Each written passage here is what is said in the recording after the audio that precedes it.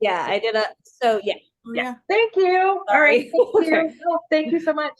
I just Well, have to do welcome, my everyone. yeah. I appreciate you coming. This is the Mosaic Part 2. Thanks so much for joining us. I'm going to go ahead and share my screen here and get the presentation going.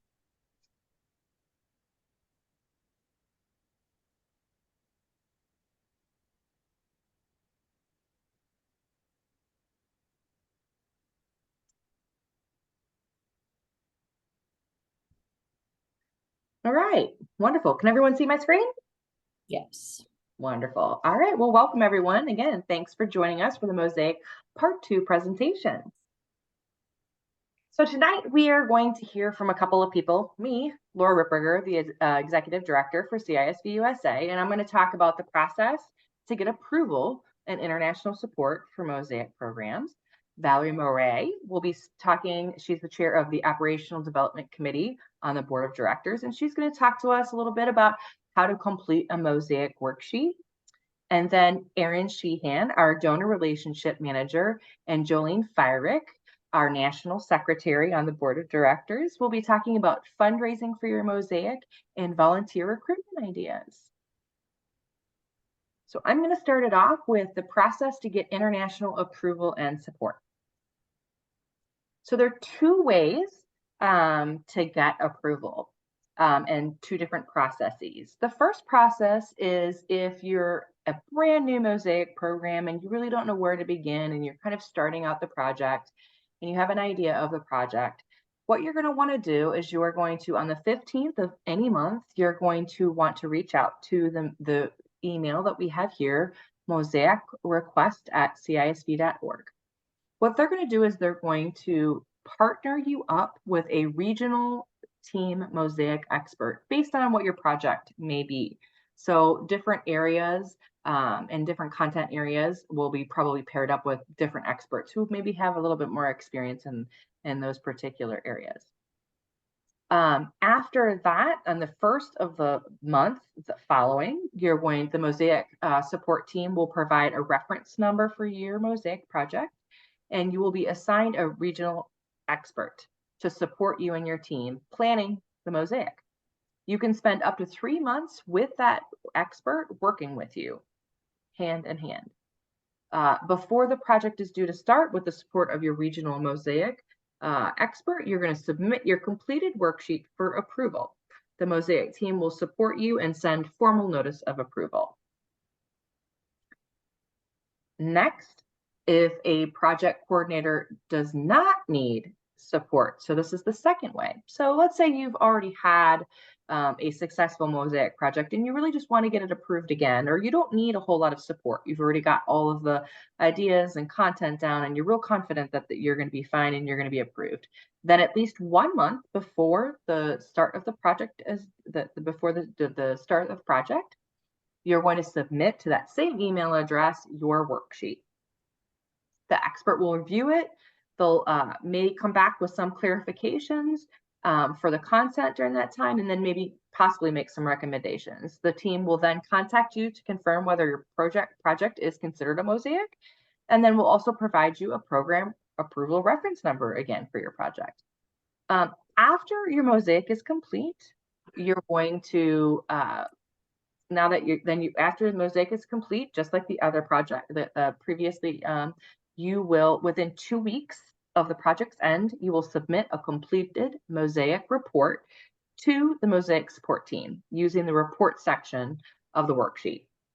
A couple of things to note. Late reports, if you do not complete them within 2 weeks after the project is ended, you could be subject to sanctions, including possible financial penalties. If your project end date is revised after being approved, then you're going to want to go ahead and let the team know of any changes after that original date. And then this is the very most important. If a worksheet is submitted after the project start date, unfortunately, International will not consider it a Mosaic project. So you have to make sure that you submit your worksheet, even if it's not fully complete, to get recognition. And then Valerie next will start walking you through the process. But first, I'll go ahead and let you know there are a couple resources that I've put together for you. There's a resource folder that gives you examples of different projects, and I believe Melissa's on that call, and she was on the previous call. I believe that some of the resources that were her project are under that folder now as well. And then this link also will take you to the international process as well that I just went over. Does anyone have any questions about the process for submitting the application? We're going to get into much more detail of the final details. That Valerie's going to walk us through the process of really filling out the Mosaic worksheet in the coming slides. But does anyone have any question about this process? Are these slides to be filed so where we can access them? Yes, absolutely. We will be sharing this out with everyone. Yes. Great, thank you. Absolutely. All right, any other questions? All right, wonderful. All right, so next we are going to be talking, Valerie will be talking about how to complete the Mosaic worksheet. Hi, everyone. I'm Valerie Murray. I'm from the main chapter, and I'm chair of the Organizational Development Committee of the Board of Directors. On the left-hand side, you'll see there's two major resources to help you through the Mosaic worksheet project. One is the Quick Start Guide, and that is very clear, just a very concise outline of what is due prior to your program and what has to be completed after your program. And we're going to actually go through section by section of the worksheet now, and I'll actually give you some examples as we do it. The first part of the page is looking at your project name, a brief summary, and describe how this project addresses a local need and interest in your local community. One example that's the reason a lot of chapters do Passport might be to encourage families with younger children to begin getting involved prior to the 11-year-old first program sending. Next page. Primary piece educational content, as we know, diversity, human rights, conflict and resolution, and sustainable development are our 4 content areas. And what you're going to do is list the primary content area that your program falls under. And then if you have a secondary content area to be included, you will list that. So it's just one of the 4 above. Under the target group, in this part, you're looking at just the participants that are being targeted for your particular program. Is it local children, whether CISV members or not? Is it senior citizens, CISV is immigrants, whatever it may be, please list that. You're also going to look at the age range of the participants, from what starting age to what. It might be very clear for your program to be able to indicate that, so it shows that you're targeting a certain audience. And then what is your estimated number of participants? This doesn't include your staff or your supporting people such as JCs. These are the people that you're actually carrying out the Mosaic project for. Other outcomes and benefits for the chapter. In addition to education, what other intended outcomes or benefits does your project have for the chapter? Some people it might be part of their recruiting, getting a base for younger families to get involved, and then briefly explain how that project might support these other outcomes, and so forth. And all they're looking at is just trying to have a couple of sentences that be able to show that where you're trying to fulfill these particular needs. Now, there are 3 phases for Mosaic projects. This is different from all of our other programs. We have Discover, Understand, and Create. And when you are listing your action items for your goals and indicators, you're going to basically say it's a Discover phase, it's an Understand and Create, and I'll actually walk through some of those examples for you. Each indicator already states whether it's an attitude, knowledge, or skill, and the action or activity should match that. So we're going to actually take a look at the first goals and indicators, and this is part 1. As you notice in Mosaic, as far as the worksheet, your goals and indicators are already set for you. All you need to do is to work to the left-hand side of these worksheets. Evidence and achieved are only done after your program is completed, and that is noted in the quick guide. So your phase is going to go on the left-hand side, followed by the action, activities, or events. And they also note there, like, think about how you might collect evidence for it. So whatever that is, what's a takeaway that the kids or the participants would come from that? So our goal 1 is Mosaic projects aim to actively explore a theme in a local context. Now, we've heard that if you've been involved with CISV through the years, or maybe you're even new, you probably learned in the pre-camp there might have been a theme to the program that your children are going to. When we're hosting mosaics, obviously we're finding content areas that it falls into, and we might have a specific theme that we're looking at. So under 1A, and I'm actually going to use a passport camp that was done in Maine to give you an example. Understand the theme and the project's relevance. And for this particular one, we said that this was a discover phase because each day of the camp will focus on 1 or 2 cultures, and each culture will be introduced by a native guest speaker. And this is how we had run our passport, is that we got people from the university that were here furthering their education, representing countries from around the world that came as guest speakers. And that was an example of the action or activity. To give you a second one, understand opportunities and challenges affecting the community. One of the things they brought in is a discover phase. Again, building camp community. First, looking at how the kids will get along, getting to know each other first through name games, getting to know you activities, cooperative scavenger hunt on the first morning, and practice making friends with new people. So these are just action events that would apply to your particular program that would fit into the goals and activities. And this might be the most challenging part of all this, but for people that have done programs or people in your chapter that might be real familiar, JB is excellent with all of this. You might even get support from kids in running programs for JB. They understand how to fit into goals and activities, or any of us on the national level will be more than happy to help. So we'll move to the second. Goal 2 is Mosaic encourages creative and critical thinking towards problems and solutions. I remember I happened to note here, after talking to the person that ran the passport here, said, how do you do this with 8 to 10-year-olds? How do you fit in how this works? Like, identify how our own opinions of the theme relate, the theme fit in a range of local and global perspectives.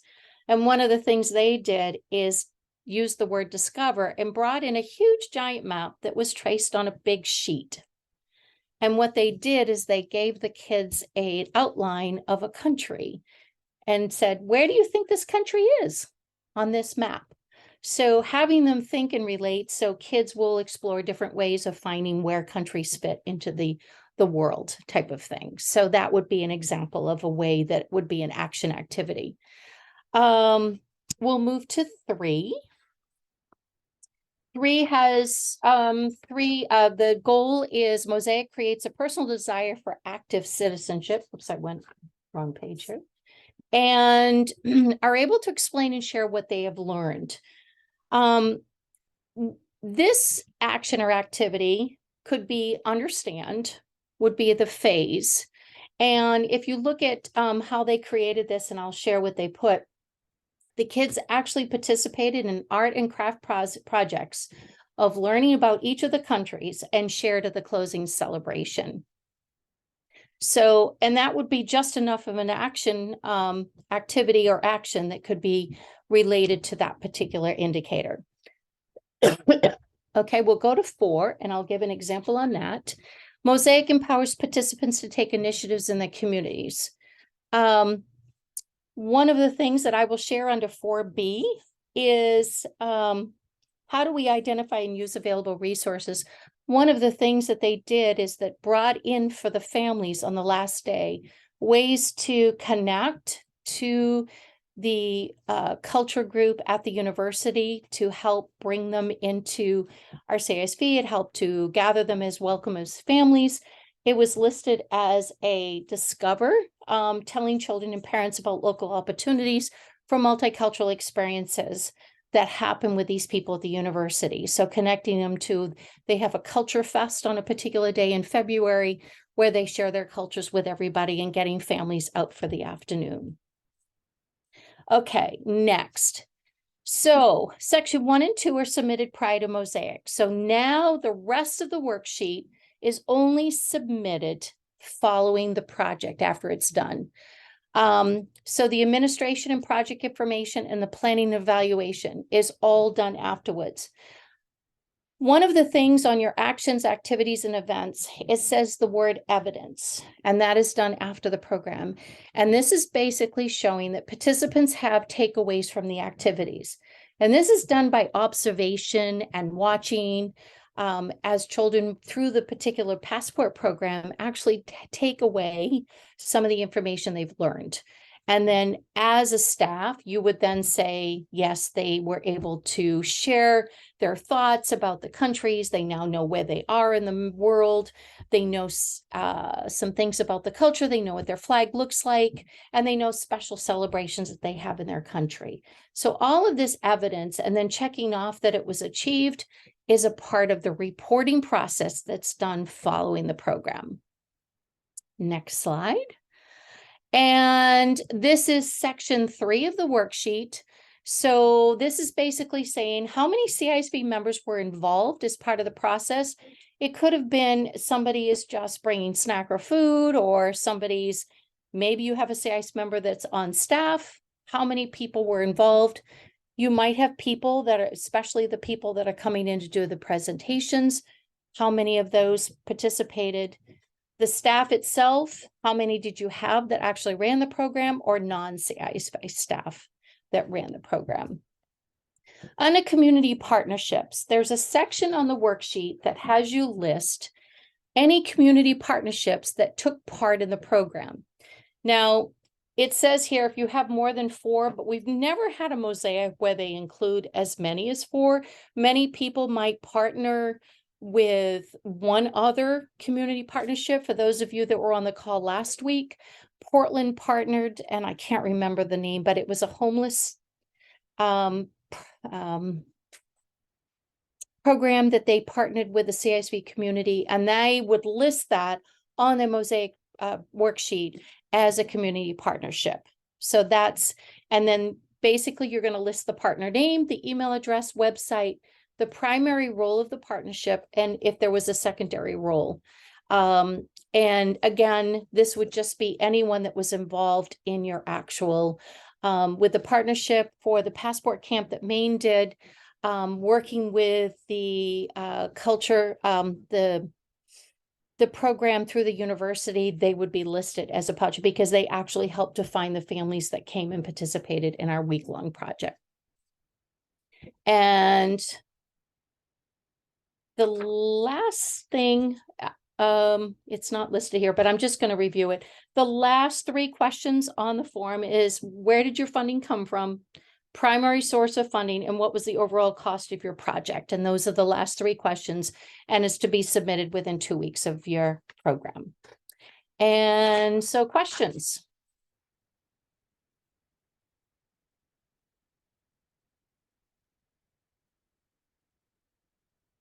Well, thank you. Next, I'd like to introduce Erin and Jolene, who will be now reviewing the fundraising for your Mosaic. Great. Greetings. So to guide you this evening, we decided to highlight 3 different Mosaic programs and take you through a list of possible fundraising strategies that one might consider when developing a plan to fund their program. So in the first, the peach color is Harvest for the Homeless, which is a Plant to Plate community service program. This program is an intergenerational gardening and cooking project designed to benefit local homeless shelters and soup kitchens. The Peace education area is human rights, and while the budget sheet had a number of $3,263, when you're setting your fundraising goals, they should always exceed your budget goals. And we stress that that should be as little as 20% to 200%. You should not be looking to simply cover your costs, but you're building engagement and enthusiasm, and it should lend to the chapter budget for future or for any unforeseen expenses. The next column is the CISB Passport Day Camp, and this program highlights both diversity as well as sustainable development. It's a collection of national nights targeting to kind of, Val was speaking about it a little bit, but to help spark some CISB interest in younger children than the typical programs can reach. And so this is to help grow future markets. The National Night is an opportunity for camp delegates to host an evening and present information about their country, including food, traditional dress, music, and dance. And this is typically a 2-week program, and the budget is $5,000. And then lastly, we selected a recycling Mosaic program, and this program falls in the peace education area of sustainable development. And it averaged 25 participants and provided opportunity to close the gap in the community based on the lack of recycling and offered a community solution. And this one was over 6 months' time, and the budget was $1,000. So the next slide. So taking those 3 programs into consideration, you'll want to select your fundraising strategies after first taking the time to outline and write down your overall program goals, your estimated number of participants, the length of time, and then you really have to consider how much time you have available in advance of the program, because some of the fundraising strategies need additional time to optimize the outcome. Finally, you need to consider what resources are already available to use. Even if these do not have a line item in your budget, you should document them, because in the future, perhaps a donated space would not be available to you. And so you would need to build that estimated cost in the budget, just so that you can kind of plan for the future. And make sure if it's any sort of in-kind donation, it gets listed, anything that makes this program go. And to also be sure, I didn't put this bullet on here, but to put down all of this with your overall expense budget. And once you have the program considerations in place, it's time to review the various fundraising strategies to choose from. Remember, whatever your overall program budget, as we mentioned before, your fundraising goal should exceed this budget. As we mentioned, by like 20% to 200%. And next slide.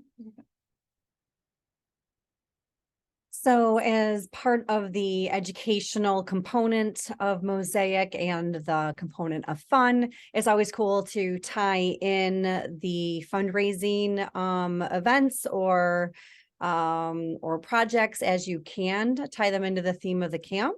So for example, one is creative fundraising. So this is based on the theme of the camp. I'll give you an example for each of those 3 camps that Erin just talked about. So the harvest program, for that, you could do things like sell underwriting of a harvest basket containing harvest, foods and goods, donated foods and gift cards, which ultimately go to a shelter or a person in need. So raising stuff that have to do with the theme to donate to someone in need. The recycling program, an example of a fundraising project for that could be approaching recycling centers in your community. So like grocery stores, liquor stores, recycling truck companies, and asking them to post a Mosaic flyer with a call to action about how to make a further donation or to get involved. And then explaining that a donation would help future impact recycling efforts in the community.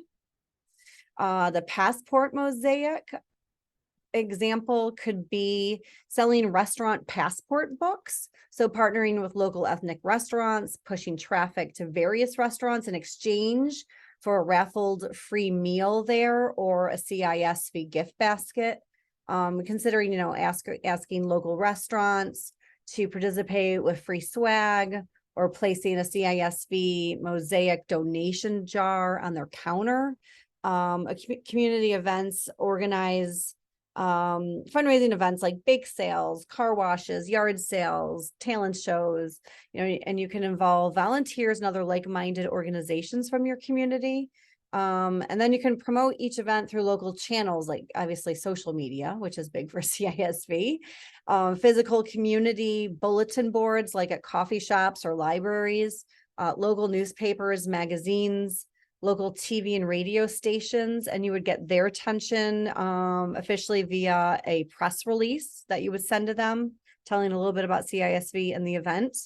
And then crowdfunding, you could create an online nonprofit crowdfunding campaign. So a lot of times we know of those through like Kickstarter, Indiegogo, GoFundMe, but a lot of times people just do them through Facebook. So you could share it on social media with your friends, your family, your community, obviously, reiterating the purpose and the goals of the Mosaic program and including your personal story and sentiments, which is really important. You need to give it that personal spin and kind of like put your heart into why it's cool, why it's important in order to like really get people to buy into it. So you're going to want to reflect on that part of the story. And then for community, so that was that was all creative fundraising. That was all the first bullet. So then the second bullet is community events. Those are in-person events. And so you can organize fundraising events like bake sales, car washes, yard sales, talent shows, and involve volunteers and like-minded groups. Sounds similar to what I said above with creative ideas. And then promote each event through local channels, again, social media, bulletin boards, local media, using the press release as your initial tool for contact. And then crowdfunding is online campaign. So create an online nonprofit crowdfunding campaign, right? So some of the websites, Indiegogo, GoFundMe, like they only will allow profit or nonprofit.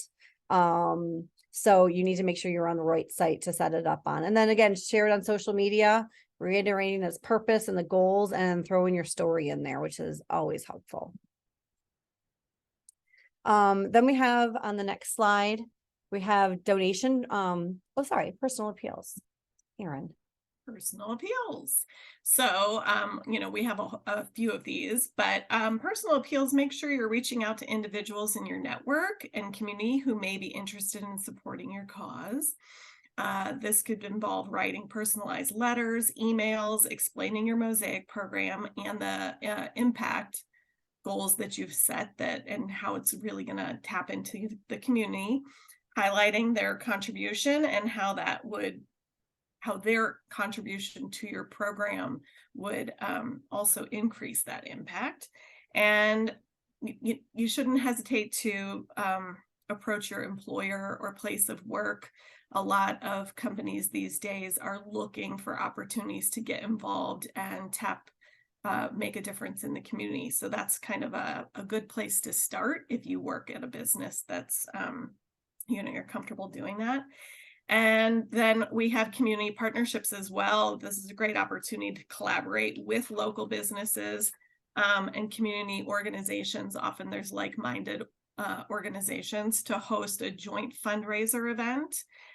Be sure that we were kind of reviewing this, just be sure that their business practices and values support the CISV or your specific Mosaic program message. An example of this would be, if you're doing the recycling and you're really emphasizing on sustainable development, it might not be wise to do a car wash for this where you're running water the entire day or something. Really kind of sit down and bounce it off of each other to see that you're focused in the right way. And then another example, Jolene was fun sharing that you could organize with a restaurant or a bar night where a percentage of the sales are donated to Mosaic.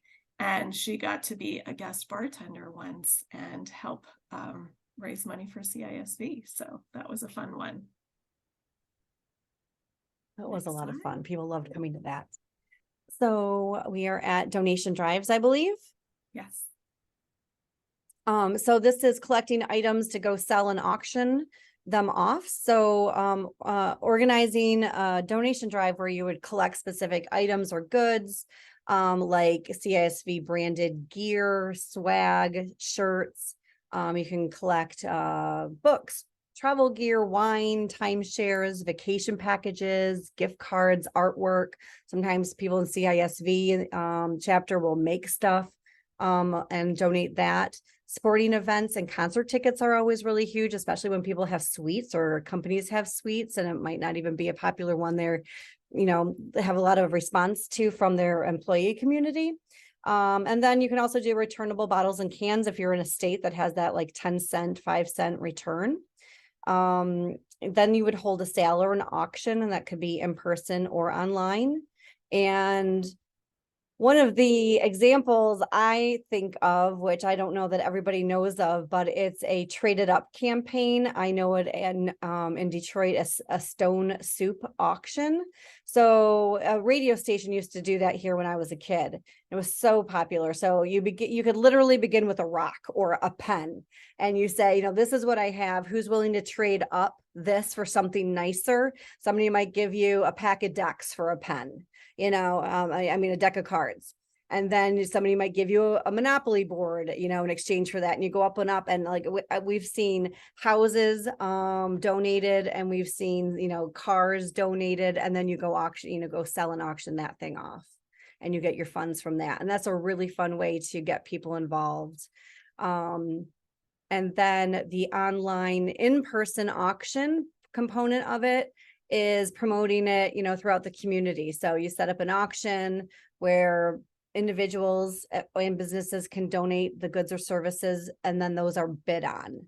So you could promote an auction again, social media, our friend in CISV, newsletters, community billboards, websites, in-person events. So Detroit has a annual fundraiser, and we're always like selling more stuff and promoting more stuff. And so we use an excuse to get together to, have, silent auctions and a lot of different other creative events to get more bang for your buck out of everybody coming together one night.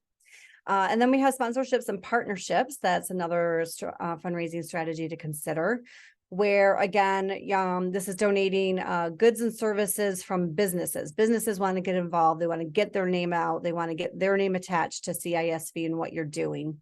So you would approach local businesses, organizations, individuals who might be interested in supporting Mosaic with non-auctionable donations. So in exchange for financial donation, maybe camp meals or groceries, event space, transportation, free advertising, a farmer's market booth, things like that. So if they donate that to you guys, then you would offer sponsorship opportunities and recognition to them for their contribution. So maybe you put their company name on all your flyers, a sign, outside the camp front door. There you go on all the flyers, the website, the chapter website could include their logo for the year or whatever it is you wanted to do, and all the program signage. So those are other ways to get companies involved.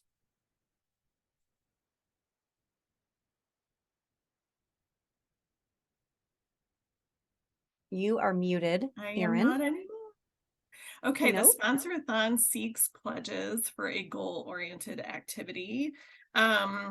Encourage community members to participate in a sponsored activity or challenge, such as a walk-a-thon, a run, or a cycle event. Participants can seek pledges from friends, family, colleagues, and employers to underwrite and sort of increase their donations through these. And then the last fundraising strategy that we have listed to consider are grant applications. And this must be planned ahead, because you basically need 6 months to a year at a minimum to have grants considered, unless you maybe have a community foundation that is aware of what's going on. But so with grant applications, you need to research and apply for grants that support community initiatives.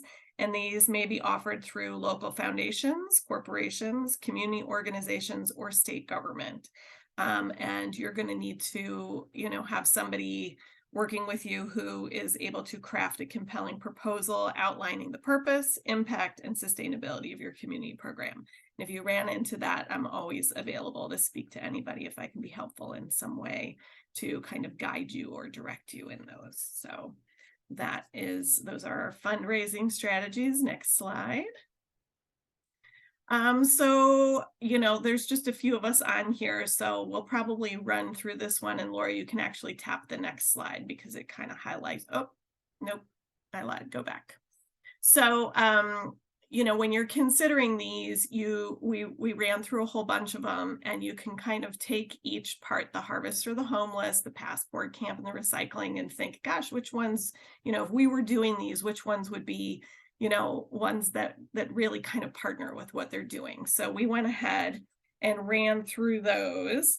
All of them are going to have some creative fundraising strategies, because those, again, are special to the theme of your mosaic. You can always sit around a table and come up with some neat and fun ideas that way. You can go on to the next slide, Laura. Thank you.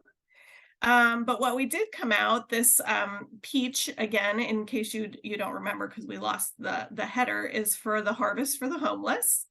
And what we really thought might be the best direction or strategies that you could use on one for this example was we would recommend first creating a sponsorship program with multi-levels of sponsorship.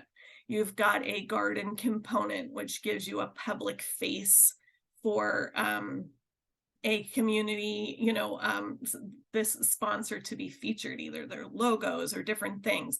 Basically, when you're offering these sponsorships, you want to think of the different levels, and you want to think of how you can help promote them, because most people's sponsorship budget is coming from their marketing budget. It's not coming from their donation budget. So it's important to tap into how they would work with you to be marketed.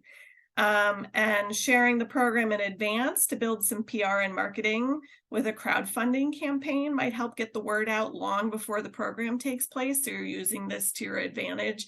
You're also then featuring your sponsors that you've sold these different levels to, and kind of highlighting them if you're on a public online campaign. So that can go along with that.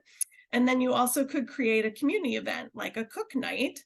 And you might be surprised at the people who want to cook for others and connect with other people. So you're kind of offering a bit, and somebody might actually pay to be a part of that evening and do the cooking for you, lending to this space.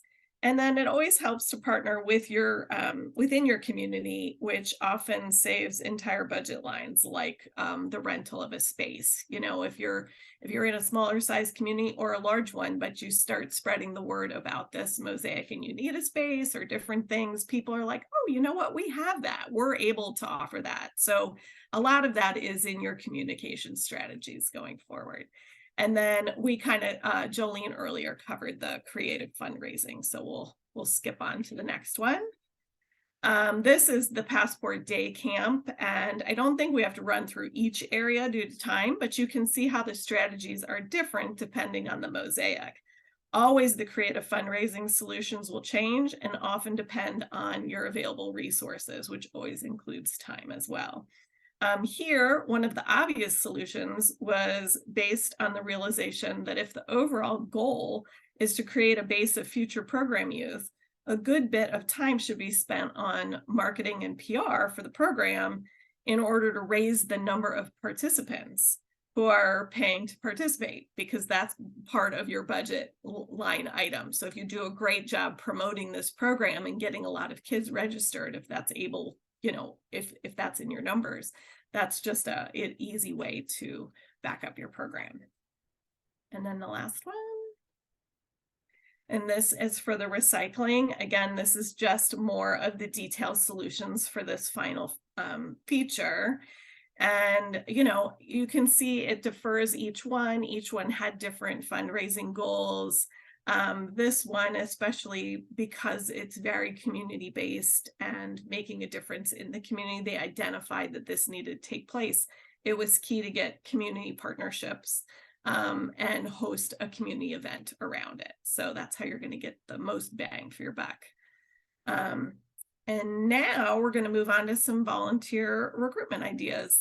Did you have any questions about those in advance I should ask before we move on to the next section? Jen, there is going to be they have tons of slides that are going with this that will be included that outline all of what Erin just went over too. Yeah, Right. like all of there's going to be a resource sheet that has those with the little bullets. So hopefully that's Excel helpful. files. It'll lay it all out. Honestly, just Great, trying thank you to very be much. helpful so you don't have to, scroll. You can just smile and have fun. Okay, Thanks. thanks.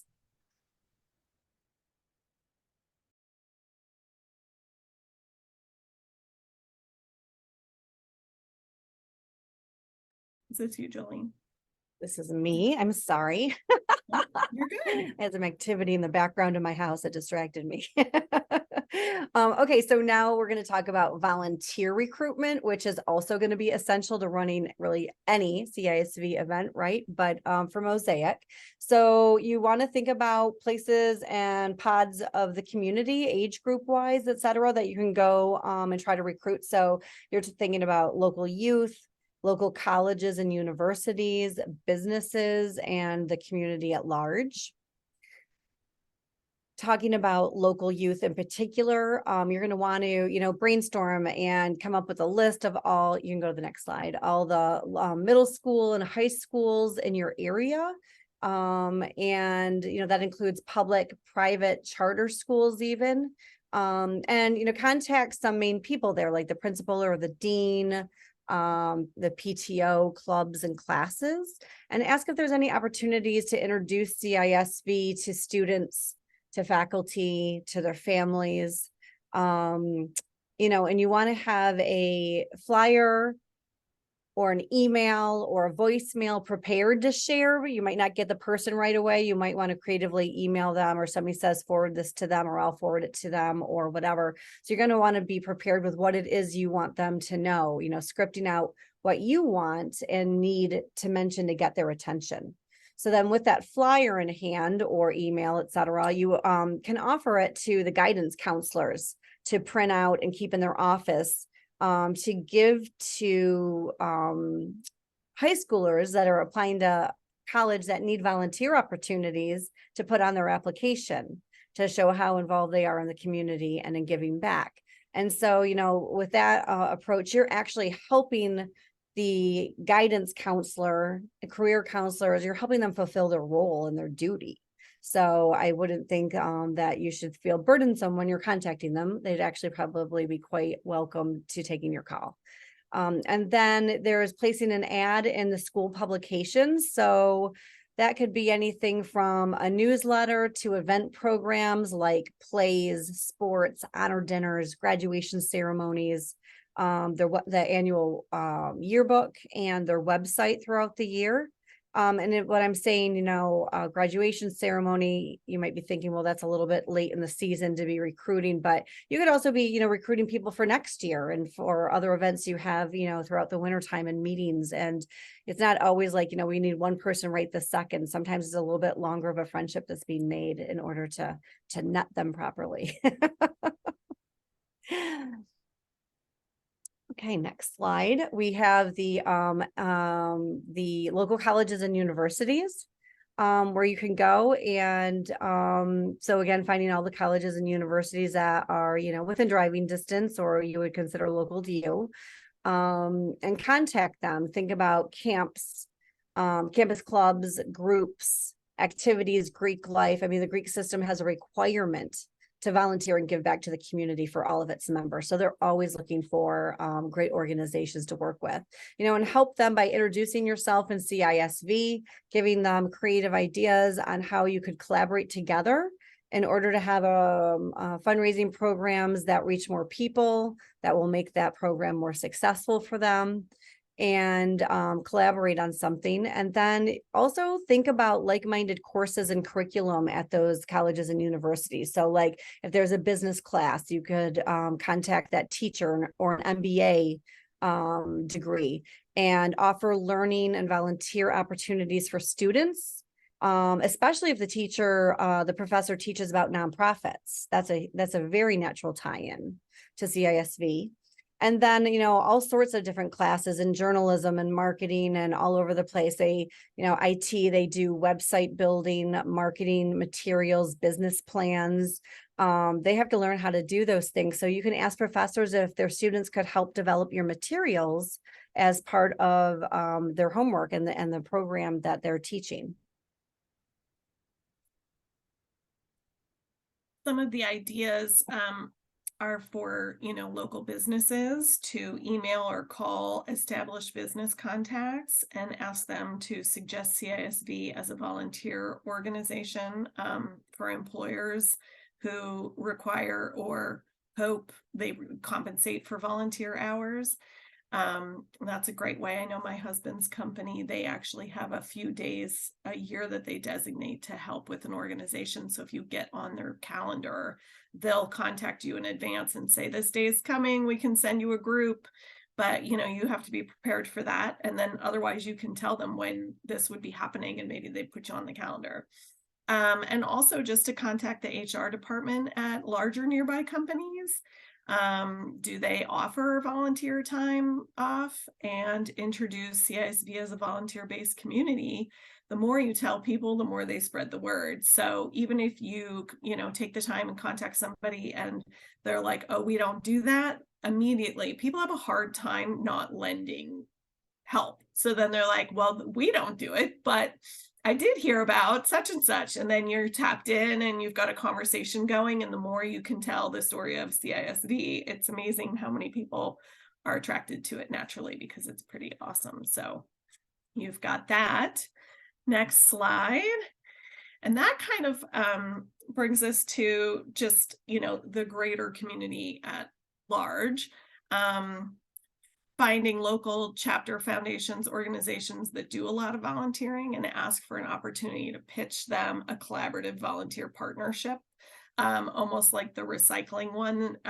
In the write-up of that Mosaic, there was an opportunity to, partner in that way, and that's a great opportunity.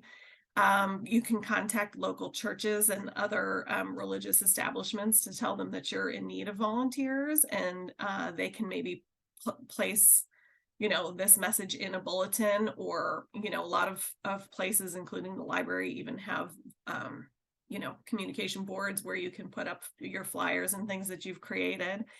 And then lastly, you could throw a community event or fundraiser and ask for volunteers. So you're going to pass around your sign-up sheet and collaborate on the event with another community partner, and then ask for, a space. It could be at a farmer's market or a different area to promote CISV at a community-sponsored event. I know sometimes with our school, if there's an activity going on, they'll just allow extra tables to go up, and that's a great place to have your flyers or somebody there speaking about it. So those are great areas to tap in on the community.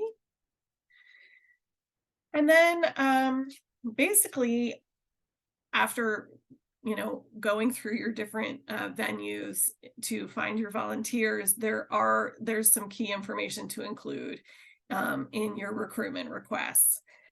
Remember to highlight the benefits of volunteering with CISV Mosaic program. There's personal growth and development. You're building lifelong friendships and connections. You get to make a difference and impact your community. Leadership and community service hours are gained, which just gives you a great experience, both for your resume or for a child to gain confidence and leadership skills. And it's also just a great area for any high schoolers, as Jolene mentioned. These are activities that go on your Common App when you're applying for colleges. This is exactly the areas and leadership gain that schools are looking for. So that's a real opportunity. You're going to want to remember to outline the basic requirements for your volunteers, age limitations for staff and groups, background checks, if applicable, and training sessions that would be involved. And it's always nice to include testimonials from people and organizations who have been positively impacted in the past by CISV or the Mosaic program, or past volunteers who are like, I first got involved when I was a participant, and here I am back again. I can't tell you how many times we all hear that story. You can't believe it. Or you could be someone like myself who just read about it and fell in love with the whole concept. And I never participated, and my children haven't participated, but I believe in it. And here I am, happy to tell anyone about it. I think it's awesome. And then lastly, if you're speaking with a volunteer, creating a flyer, leaving a message, or sharing information with an individual, be sure to always include your call to action. How, when, and who to contact. And, now it's pretty easy to create one of those QR codes that can lead them back to either your website or the information that you want to lend. And it's simple, it's easy. People are really, since the pandemic and menus have shifted this way, it's an easy way to put a lot of information on just a tiny bit of paper. So don't forget your call to action. You go through all of that time and energy and resource of getting out there. And if somebody doesn't know who to contact or how or when, you have just wasted a whole lot of time. And that is a problem. But I hope this is helpful. I hope it motivates you. And hopefully, if you have any questions or areas we can address, just holler.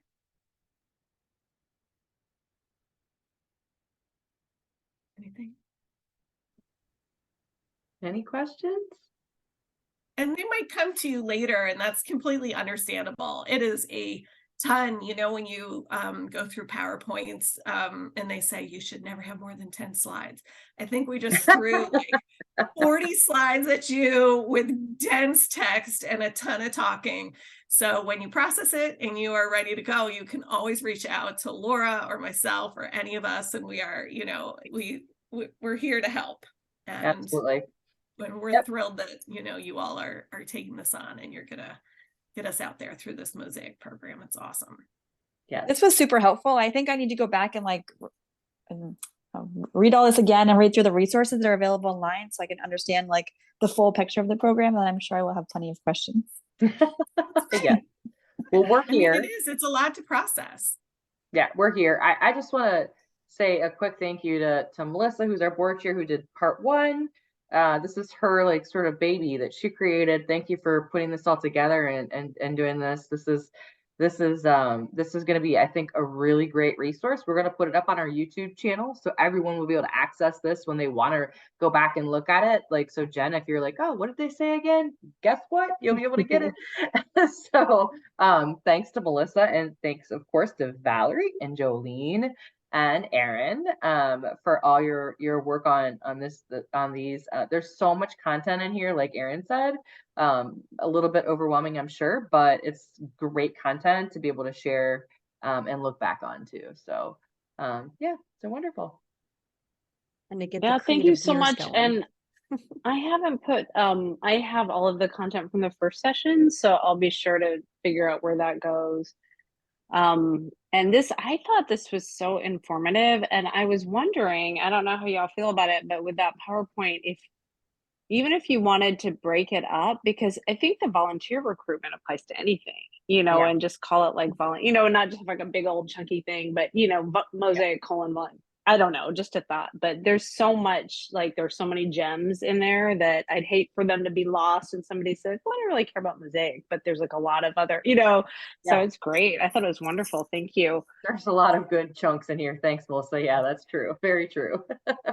Yeah. Do you great job. does the organization spotlight Mosaic programs that the chapters do throughout the year? Because I think it's a great way to kind of crowdsource and share what's been successful in other chapters, so other chapters may get ideas and things like that.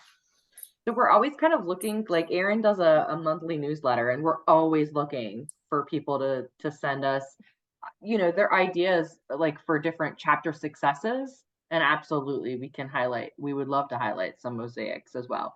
I will also say that in that resource folder that I referenced in here, there's another area that shows you some of our past successful mosaic projects. Okay. So you can kind of get an idea of what's worked for other chapters.